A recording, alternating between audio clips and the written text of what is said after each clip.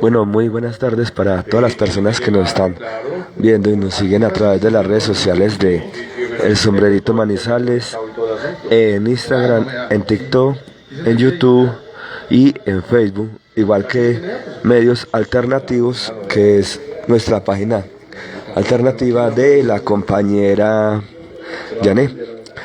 Finalizamos un 2025 pues con muchas noticias que de una u otra manera han permeado el panorama geopolítico mundial, y pues no es ajeno para nosotros lo que sucede a nivel local, a nivel regional y a nivel global. Empezamos con lo que están esperando muchas personas de hoy a mañana, hoy 29, a mañana, pues a mañana ya pues la noticia del tema del salario vital, el salario vital, porque pues es el salario con el que una persona debe sobrevivir, dadas las condiciones pues que tenemos en nuestro país, pero que de una u otra manera el proyecto progresista del presidente ha tratado de ayudar de una u otra manera para que las personas suplan sus necesidades básicas hasta donde más puedan estirar ese salario vital. Y para eso le preguntamos a Óscar Arturo Orozco, presidente Sintralecol Caldas, miembro de la CUC Caldas y CUC Nacional, ¿qué se espera en esa noticia de hoy a mañana 30 de diciembre para los trabajadores y ese salario vital, como lo ha denominado el presidente? Porque no se puede hablar de un salario mínimo, como quien dice, el trabajador no tiene derecho a algo más que sea lo mínimo en la salud, lo mínimo en su salario, sino que es el trabajador quien ha ayudado a crecer este país, a crecer esos empresarios, a crecer esas empresas, y con el sudor de su trabajo, con el esfuerzo que ha tenido durante tantos años en esas empresas, siempre ha sostenido pero un salario mínimo. Se dice que en estos últimos 3 periodos del presidente, en estos 3 años, es donde más se ha visto históricamente el aumento de ese salario vital, como lo ha llamado el presidente, y se espera que se tenga esa buena noticia de hoy a mañana. Óscar Arturo. Fue imposible lograr un acuerdo con los empresarios en la mesa de concertación de políticas salariales y de políticas laborales, que tenía por objeto que el movimiento sindical, los pensionados, los empresarios y el gobierno nacional lograran un acuerdo concertado. Este gobierno recibe la inflación por encima del 12% en el 2023 y logró bajarla a tasas que sostenidamente han venido disminuyendo el costo de vida en razón a varias circunstancias de las que tenemos necesariamente que hablar, y es que tiene que ver con una política en la que se fortaleció el ingreso de las clases más bajas en términos de recursos efectivamente gestionados, a objeto de que se pudiera dinamizar la economía, y se tumbó el hito de que un incremento al salario mínimo podía impactar la inflación. Ese es un primer elemento. Un segundo elemento es que se invirtieron recursos importantes en el campo y recuperamos la capacidad de producción de alimento, que permitió crecer en más del 35% a ese nivel. Es decir, una política basada en la seguridad alimentaria, en un salario básico mínimo o ingresos mínimos de los trabajadores y trabajadoras para poder generar una dinámica económica diferente, inyectar unos recursos en unas obligaciones y pagos asumidos, básicamente buscando la venta de bonos del Tesoro Público para pagar deuda que el gobierno anterior había asumido en dólares, impactando positivamente esa obligación y responsabilidad que el Estado tenía con ocasión del endeudamiento de gobiernos anteriores. El problema radica en que el déficit fiscal, es decir, los ingresos de la nación, están por debajo de los costos de funcionamiento, entre otros aspectos, relacionados con decisiones importantes, como que se empezó a pagar a 2.500.000 adultos mayores una bonificación mensual de 230.000 pesos a esa parte de la sociedad a quienes nunca el Estado le reconoció significativamente nada. Hoy el gobierno está al día con las EPS que no quieren garantizar el suministro de medicamentos, que lo tienen algunos embolatado, lo tienen embodegado. Hay un problema de mercado a nivel mundial, pero este gobierno no le debe un peso a ninguna EPS en relación de las obligaciones que tiene de girar los recursos en ese sentido. Pero tiene un problema político. Se aprueba un presupuesto deficitario. Con el compromiso el Congreso dijo de que iba a discutir una reforma tributaria en la cual se buscaba garantizar el recaudo de impuestos para aquellos capitales mayores. Es decir, la gente que tiene mucha plata, eso no lo va a impactar ni al que tiene el carrito, ni tiene la casita, o está pagando un segundo apartamento, tiene un taxi, no, a ese no. A esos grandes capitales, que son un porcentaje mínimo de colombianos y colombianas que han conseguido plata, incluso porque el Estado se los ha aportado. Esos grandes capitales iban a servir para que aportaran recursos para poder solventar ese déficit de carácter fiscal. El Congreso le hizo maturranga al gobierno, además de que archivó la reforma a la salud, de que archivó la jurisdicción especial para el sector agrario, de que archivó la reforma tributaria propuesta.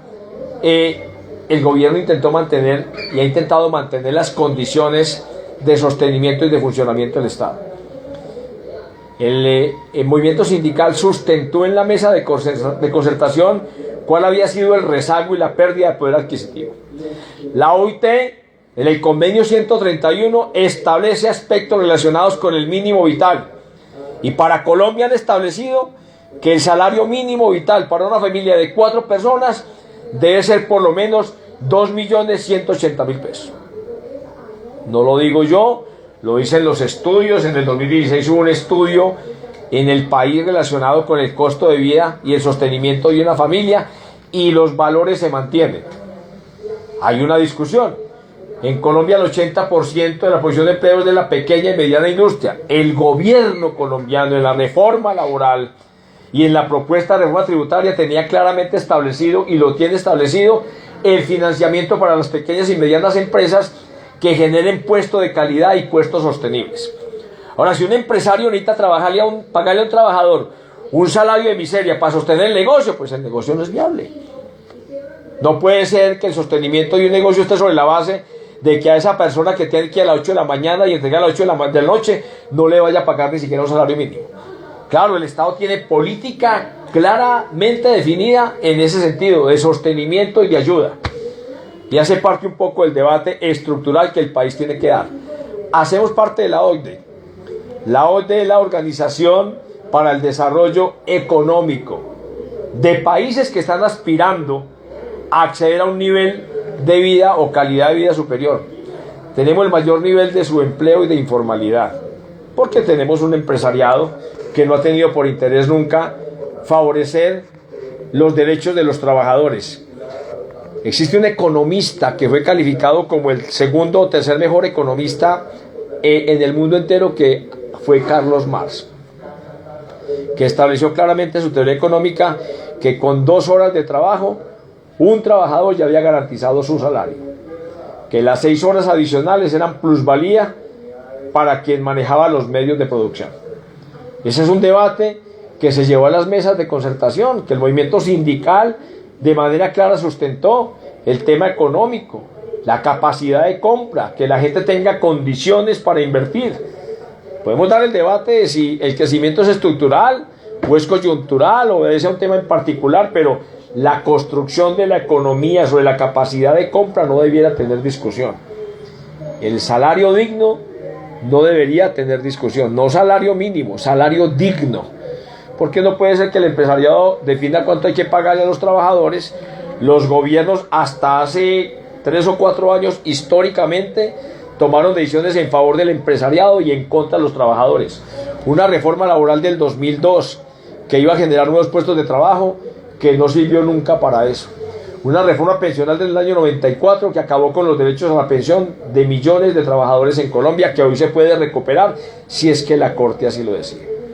Por eso que se ha dicho que ese salario tendrá que ser definido por decreto en el marco de la Constitución, los convenios internacionales y la realidad económica, que es parte de lo que el gobierno tiene que estar definiendo. Así que esperamos que haya una decisión clara, efectiva, pronta y eficaz, y que ojalá los medios hegemónicos no terminen aquí argumentando de que es que se van a perder miles de puestos de trabajo, porque estaríamos hablando entonces de una economía en la cual se sostienen las condiciones de ese empresariado pagando a los trabajadores salarios de hambre.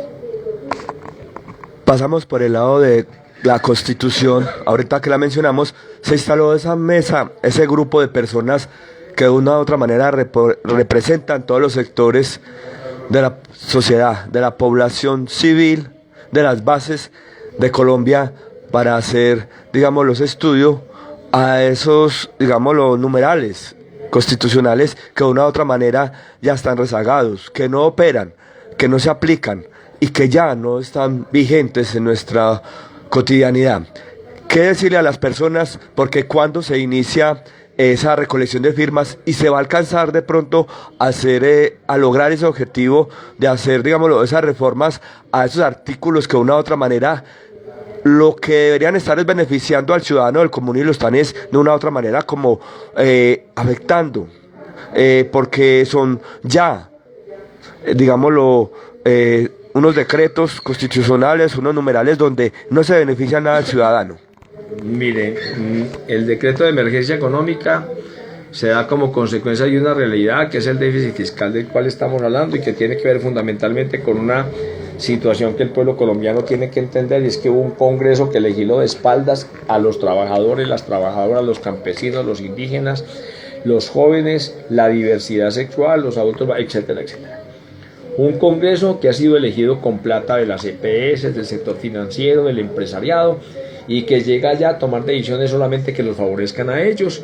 Utilizan la gente del común porque le ofrecen la lechona, les llevaron natilla, estuvieron en Navidad, les ponen la mano en el hombro, a veces cargaron niños sucios, boleando trapos de algún color o de otro color, ¿cierto? Cuando sus convicciones allá en el Congreso no solamente son de billetera y económica. Aquí antipetristas y allá buscando negociaciones en el Congreso a ver qué pueden hacer. ¿Por qué se caen las reformas? Porque el gobierno dijo: vamos a dejar el Congreso solo, que el Congreso decida entonces. Las reformas son para el pueblo colombiano.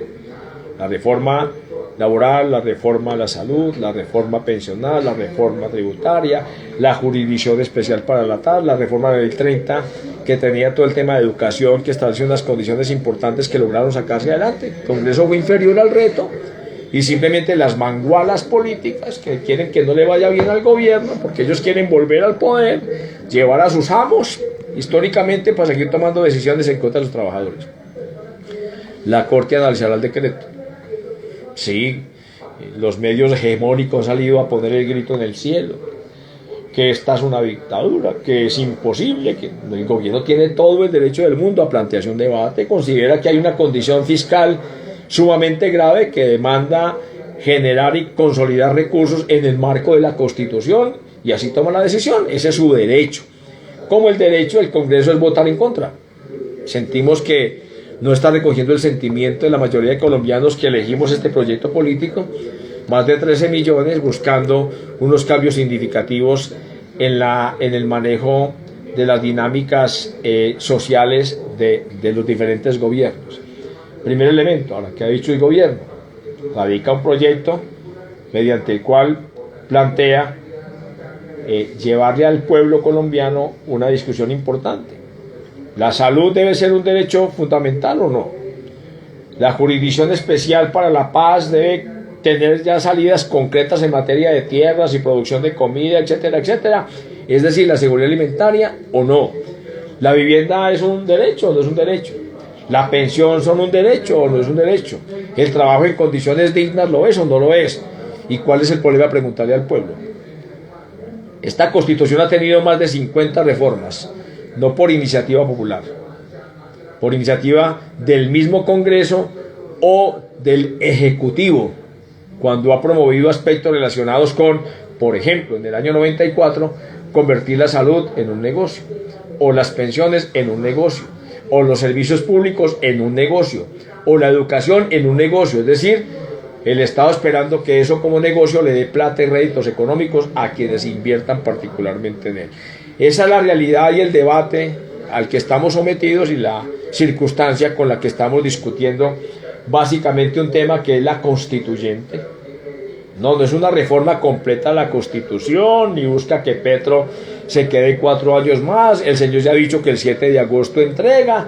Hay un debate electoral en el mes de marzo, en el mes de mayo del año entrante, que esperamos permita garantizar la continuidad del proyecto político y económico que ha tenido por objeto fundamental los derechos de la gente. Eso es básicamente lo que se discute en este momento y es un poco el debate que estamos intentando adelantar con la gente en la calle y vamos a acompañar específicamente, y es queremos un Estado en el que se privilegien los derechos de las personas, no solamente protegiendo intereses particulares.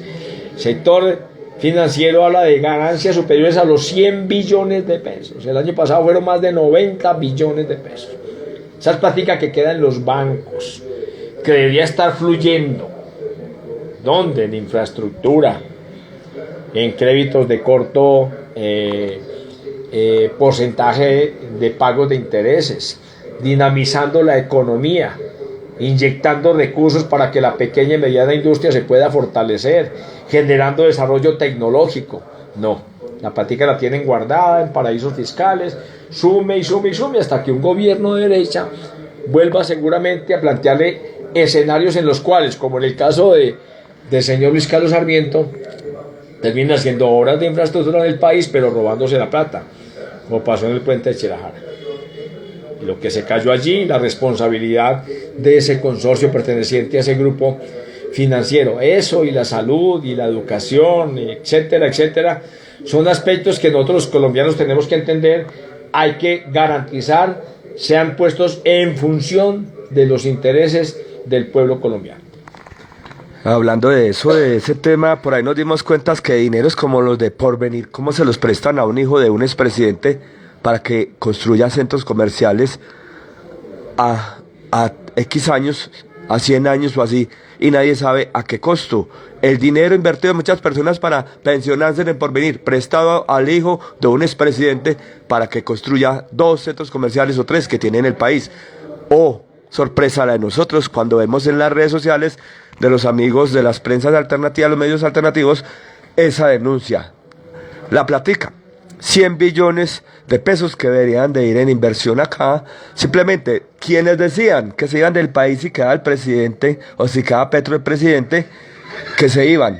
Y vemos que han recibido, son ganancias billonarias. Bueno, Oscar Arturo, ahorita vimos muchos candidatos hablando también de esos temas en las comunas, en los corregimientos, se pusieron botas, se pusieron sombreros, cargando niños, como se dice, sucios, dándole el abrazo al campesino, dándole la palmadita en la espalda y diciendo que volverán ahorita después de ferias para, de una u otra manera, presentarles sus proyectos, entre comillas, de campaña, que porque van para Senado y Cámara, cuando de una u otra manera no se aparecieron nunca, y aparecieron ahorita con unos cuantos regalos, con natillas y buñuelos, y por ahí de vez en cuando con un chicharroncito, y ya con eso quieren que las personas voten por ello, cuando nunca aparecieron, y cuando de una u otra manera las personas no se preguntan si esa persona está con qué partidos o movimientos que hundieron estas reformas que eran de apoyo hacia ese campesinado, donde ellos están visitando esas personas.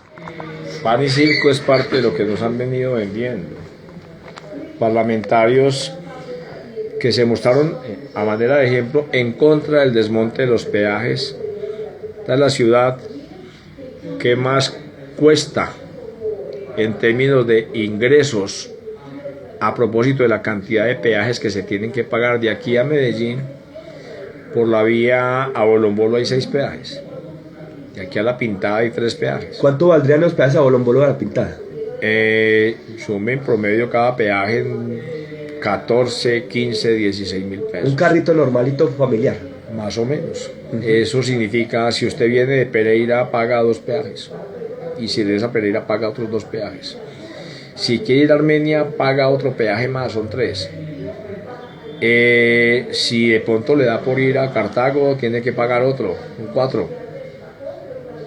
En esas condiciones la ciudad está de alguna manera sobrevalorada en ese sentido. Aquí no he conocido, a excepción de un parlamentario tal vez, levantando la voz en contra de los peajes para que se puedan levantar el año entrante, que se cumplen 30 años para un proyecto de 10 que fue la autopista del café, que no se terminó.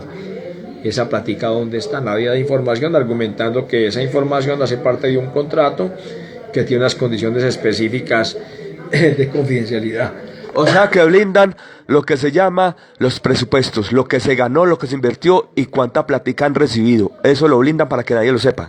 El hijo de la doctora Cabal se acaba de meter 400 milloncitos de pesos de auxilio del Estado, es que para invertir en una finca, siendo él un pequeño productor.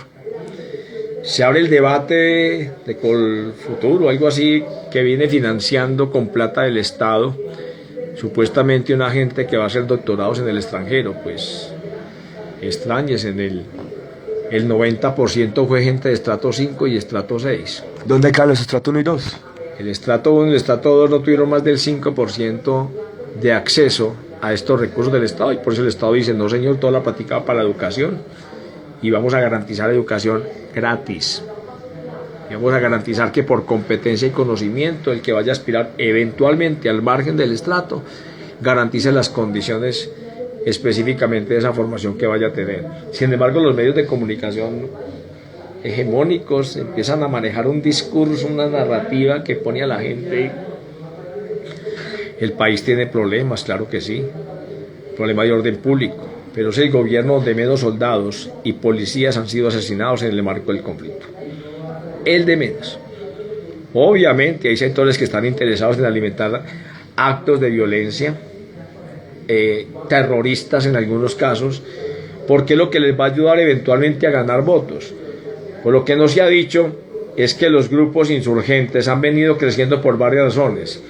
¿Por qué salen las disidencias? Porque Iván Duque desconoció el acuerdo que se firmó con el gobierno nacional en el 2016, que fue el señor Juan Manuel Santos. Duque lo incumplió. En ese orden de ideas, Duque cerró cualquier puerta de negociación, y a manera de ejemplo, el ELN pasó de 2.500 efectivos a más de 5.000 en el gobierno de Duque.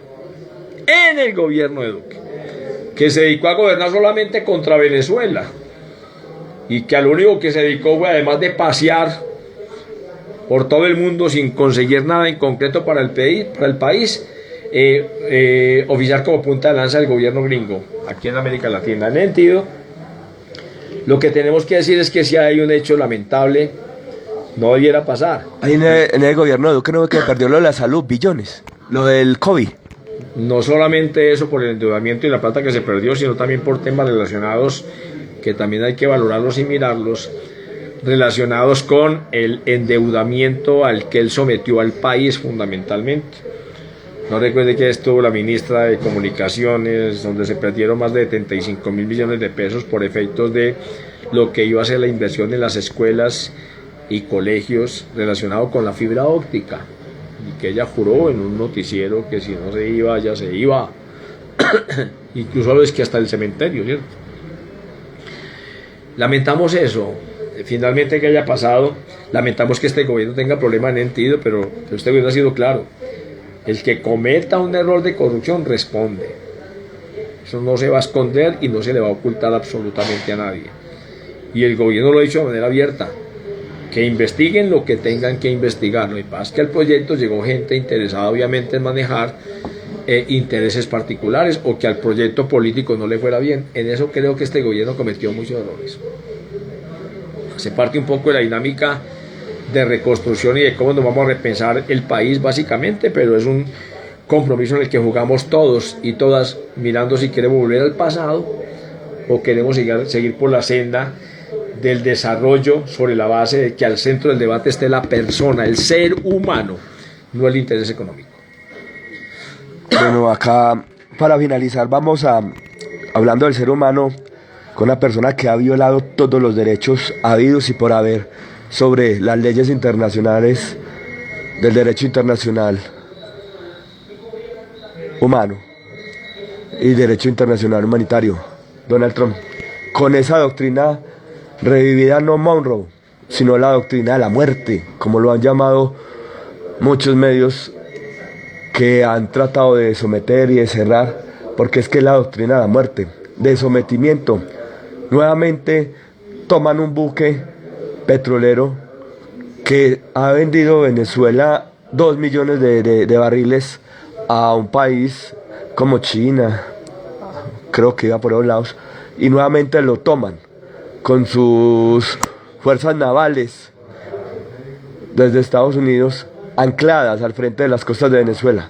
La violación fragante y el robo fragante de frente de la riqueza con la que se medio puede sostener un pueblo. Están detrás de las primeras reservas mundiales de petróleo y solamente atañen a decir, desde la ONU, desde donde habló allí el representante de Venezuela, que van a estudiar el caso. ¿Por qué no mueven esa oficina de las Naciones Unidas de Estados Unidos para que puedan ir, por ejemplo, a Europa, a otro lado, y tienen que ser ahí? ¿Y por qué guarda silencio la ONU cuando debería defender un país que está siendo agredido? Más de 102 personas asesinadas con misiles, personas desarmadas que iban en unas lanchas, sin un juicio, sin demostrarse qué llevaban realmente, o si simplemente salieron a pescar o iban haciendo migración. Esa es la gran mentira a la que nos han sometido en el mundo entero. Las Naciones Unidas finalmente terminaron siendo un aparato al servicio de los Estados Unidos. Sirvió a sus propósitos de fortalecimiento como potencia a nivel mundial. Digamos que hoy la situación en materia de la capacidad económica o guerrerista que pueda tener los Estados Unidos está también en discusión. Hay países como la China, como India, como Rusia, como el mismo Irán, que pueden poner condiciones y límites a cualquier capacidad de respuesta. Lo que pasa es que eso nos abocaría a un conflicto a nivel mundial al que necesariamente hay que ponerle cuidado y hay que mirar con mucho detalle, porque yo no me atrevo a pensar qué podría pasar si alguien en algún momento aplica el botón equivocado. A los rusos los llevaron allá, querían que y contra Ucrania se tomaran decisiones en ese sentido y básicamente el proceso radicaba en que por y con ocasión del desespero eventualmente los rusos hicieran algo en Ucrania que permitiera a Estados Unidos intervenir de manera mucho más directa. Algo nuclear. Europa está muy limitada. Europa terminó sometida a las decisiones que dentro de la OTAN han venido tomando los Estados Unidos. Tenemos un presidente en Estados Unidos misógino, un hombre cuestionado profundamente, que nos lleva también a pensar en la sociedad que son realmente los Estados Unidos, un tipo que está involucrado en los mayores escándalos posibles, evasión de impuestos, de trámite y trata. La lista de señor que mataron, Griffin, algo así. Einstein. Son muchas cosas las que, y sin embargo, nadie dice nada. La modelo aquella. Y cuando un hombre como Gustavo Petro plantea el debate, entonces termina siendo cuestionado, porque es que tenemos que hacerle la venia a los Estados Unidos, un país al que le exportamos, sí, el 30% de lo que producimos, pero venimos creciendo hacia el Pacífico, en acuerdos importantes que se han firmado con China y con un sector importante también de la Unión Europea. Pero eso no se discute, básicamente aquí es sí, lo que diga Estados Unidos, que además también es una posición y una actitud demasiado arrodillada de los dirigentes políticos y medios de comunicación. Este es un mundo en el que todo el mundo tiene derecho a decir lo que quiera. El tipo viene bombardeando lanchas en el Pacífico y en el Atlántico, abrogándose el poder de definir quién es o no, y si lo fueran, violando las cartas internacionales del derecho internacional, en el sentido de que a la gente hay que garantizarle un juicio. Estamos llegando a épocas de barbarie, la Edad Media otra vez. Volvimos a procesos ya superados, entendíamos nosotros, como el de la Segunda Guerra Mundial. Pero pasó en Israel, con Israel en Gaza, a ojos del mundo. Se asesinaron más de 90.000 civiles, entre niños, adultos mayores, mujeres y demás, simplemente porque a un país se le dio. En ese sentido, yo creo que tenemos que revisar mucho el comportamiento y la forma en que estamos mirando, incluso interpretando las noticias. Claro, en el país pasan cosas graves, muchas, claro que sí, y se ventilan y se cuestionan, y también acompañamos las soluciones como tendrían que ser básicamente, pero no puede ser que una amenaza directa a un país soberano. Los venezolanos eligieron sí o no un presidente. El argumento es que hubo fraude. ¿Dónde están las actas? Nunca aparecieron las actas del supuesto fraude que doña María Corina Machado decía que tenía en un premio Nobel que además le vendieron, ¿cierto? Ella lo compró. Ella por medio de Estados Unidos. Eso es importante tenerlo en cuenta. Entonces, estos son los aspectos que nos preocupan, sobre los que tenemos que hacer valoraciones de fondo. Pero tenemos medios de comunicación a los que no les interesa una clase política dirigente arrodillada. Y ahí creo que hay que hacer revisiones de fondo. Yo no sé hasta dónde los Estados Unidos se atrevan a escalar más el conflicto, porque ahí hay retos grandísimos. Aquí se han retenido algunos barcos petroleros, acciones de piratería, en temas que ya superan supuestamente la persecución al tema del narcotráfico. Es el argumento de que es petróleo de Estados Unidos, si es que es extraído de Venezuela, vendido a China, vendido a India, vendido a Rusia, ese es su derecho. ¿Cuál es el lío? Que Venezuela dejó de comprar y vender en dólares, ahora compra en criptomonedas y vende en criptomonedas, y eso es válido, y eso ha impactado obviamente la economía gringa. Las refinerías en Estados Unidos demandan crudo de la calidad del que produce Venezuela, no el que producen ellos allá. Podría poner en riesgo el futuro de esas refinerías. Viene siendo utilizado el tema de la retención de barcos con ese argumento, y eso no se puede aceptar.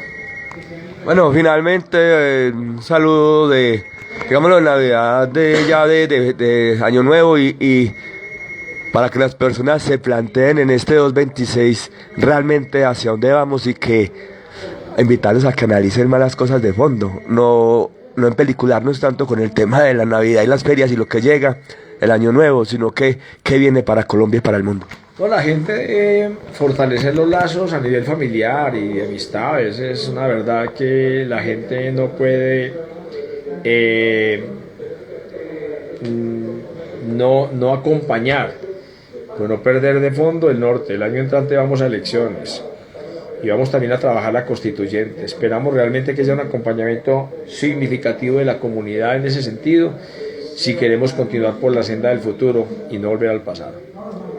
Muchas gracias a Rubiela J06, a AF-Vargas, a Yané Giraldo, que nos ve desde la distancia, y a todas las demás personas por estar acá presentes con la nota sindical, la nota de fin de año desde la sede de Sintralecol Caldas, con Oscar Arturo Orozco, presidente de Sintralecol Caldas, miembro de la Q Caldas y Q Colombia.